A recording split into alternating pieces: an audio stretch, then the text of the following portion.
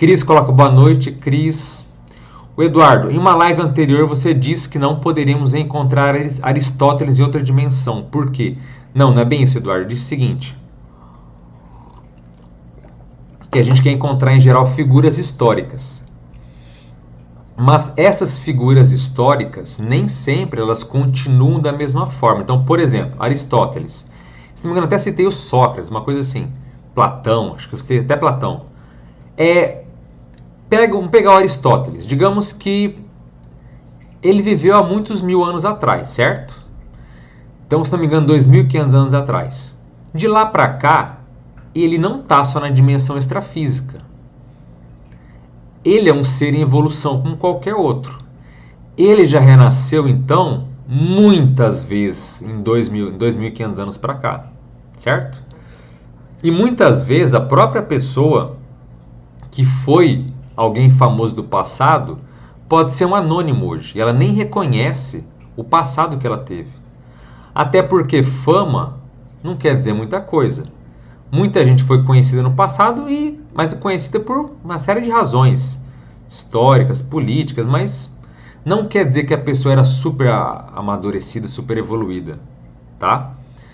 Então, para encontrar Aristóteles, como é que ele vai estar hoje? Ele renasceu? Ele está renascido hoje? Ele está num corpo físico hoje ou não? Como é que é isso? Outra coisa, existe um ponto muito interessante, Eduardo, que eu vou comentar aqui, chamado identidade extra. Já ouviu esse termo? O que é identidade extra? Uma pessoa, muitas vezes, ela tem uma vida tão marcante que aquela vida se torna como se fosse quase uma alcunha, como se fosse um apelido pelo qual ela é conhecida no período que ela está entre as vidas, no período que ela está na dimensão extrafísica, em outra dimensão. Então, por exemplo, digamos que o Aristóteles teve uma vida muito marcante e ele fora do corpo, entre as vidas, é conhecido e chamado de Aristóteles. Aí fica mais fácil. Tá entendendo? Então, tem pessoas que têm essa identidade extra, que ela tem um apelido, que ela é conhecida às vezes milenarmente por aquele apelido. Então a gente fala, chegou o fulano, aquele fulano, e esse apelido não quer dizer que seja um nome famoso, pode ser um apelido, um epíteto qualquer, mas que ela é conhecida por aquilo. Então quando a pessoa está aqui, ela não faz às vezes ideia de quem ela foi no passado. Após a morte biológica, o que acontece? Ela adquire maior lucidez, adquire maior entendimento de quem ela é ou de quem ela foi, e ela volta a entender, então eu sou chamado por tal nome. Então olha que interessante. Muitas pessoas há muitos séculos são chamadas pelo mesmo nome no período que ela está, que ela, depois de descartar o corpo.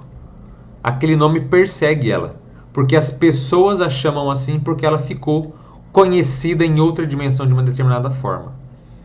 Se o Aristóteles não é conhecido como Aristóteles, quando ele é uma consciência extrafísica, quando ele é um espírito, quando ele é um ser ali sem um corpo físico, aí fica mais difícil, tá?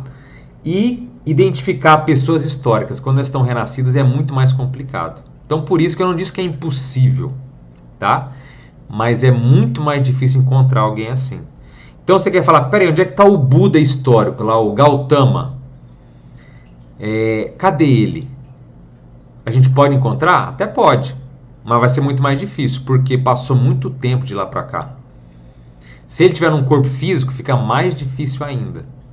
Então, tudo isso tem que se levar em consideração, tá bem? Por isso que figuras históricas são mais complicadas de saber. Quem são, onde estão, o que estão fazendo, certo? Inclusive você, se você foi alguém famoso no passado, Eduardo, nem você faz ideia disso, e muitas pessoas gostariam de acessar você e não sabem como. Por quê? Nessa vida aqui você não transpira do jeito que era o passado. Você tem um outro nome, uma outra cultura, uma outra criação, e é difícil a pessoa manter o padrão pelo qual ela foi conhecida no passado, tá certo? Tudo isso acontece. Boa noite, professor. Por que tem pessoas que têm EQM negativa? Tem como evitar? Bira Rio. Primeiro, EQM a gente não evita, A EQM a gente passa por ela, a gente é passageiro da EQM, ela simplesmente acontece. Então, a gente, em geral, não escolhe a EQM que vai ter. A EQM ela é mais uma consequência. Agora, existem experiências de quase morte que são as chamadas EQMs negativas ou angustiantes e que não depende muito da pessoa, não tem como a gente evitar. Por quê? Porque é a situação que a pessoa precisa passar naquele momento. Então, eu vou até mostrar para vocês aqui, ó, tem um vídeo aqui no canal, caso você não tenha visto ainda, que ele é muito legal, que é esse vídeo aqui, ó. Deixa eu abrir aqui, ó. Esse vídeo aqui, ó, EQM negativa ou angustiante. Então, Birahill, dá uma olhada nesse vídeo aqui, eu dou uma geral no que é EQM negativa. Agora, o importante para eu posso dizer é o seguinte, não fique pensando de uma forma, vamos dizer assim, muito simplória de achar que assim, ó, pessoas negativas têm EQMs negativas. Isso é a pior coisa que você pode pensar. Muitas vezes a pessoa que passa pela EQM negativa é a pessoa super positiva e que mais precisa mudar. Veja bem, às vezes a pessoa que mais precisa fazer mudanças na sua vida, mudanças que eu digo de comportamento, de ética, de atitude, sabe? De tudo. E muitas vezes a pessoa é muito saudável, muito equilibrada, mas que na vida está se perdendo. Então esse chacoalhão da EQM negativa vai fazer com que a pessoa volte para a linha, volte para o prumo que ela está se perdendo. Então, a gente desconfia que muitas EQMs, a EQM negativa é muito mais comum do que a normal, mas que as pessoas não falam em função do medo de serem reprimidas, de serem julgadas pelos outros. Ah, você teve uma EQM angustiante? Então você é uma pessoa ruim, você é uma pessoa má. Não necessariamente. Como eu sempre digo, só de você alguém passar por uma EQM já mostra que ela tem umas qualidades acima da média. Não é todo mundo que passa. E muitos que não passam em função até por falta de mérito pessoal, tá? Então a EQM até certo ponto é uma questão de, ó, você tem mérito, você tem um certo crédito com outras dimensões, com os amparadores, com seres de luz. Isso é muito positivo, tá? Então não tem como evitar, o que você tem que fazer é pegar essa experiência que às vezes foi negativa e ressignificar e acelerar a tua evolução, a tua reciclagem, a tua renovação enquanto consciência. Isso é o principal. Porque a EQM negativa, em geral, a pós-EQM é mais dramática. A pessoa fica, às vezes, mais mexida com aquilo, mas esquenta com isso não. Isso aí é parte do remédio amargo que a pessoa tem que tomar para, muitas vezes, ter mais vergonha na cara e fazer a vida acontecer. Tá certo?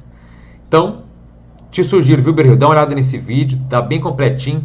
Inclusive, tem 2 relatos nele, de 2 tipos de EQM negativos que em geral acontecem, tá? Então, fica a indicação para você e para todo mundo aqui do canal. Se esse é o seu primeiro vídeo por aqui, então seja muito bem-vindo ao canal Dimensão Existencial. Aqui tratamos de temas essenciais e prioritários dentro do estudo da consciência ou da conscienciologia.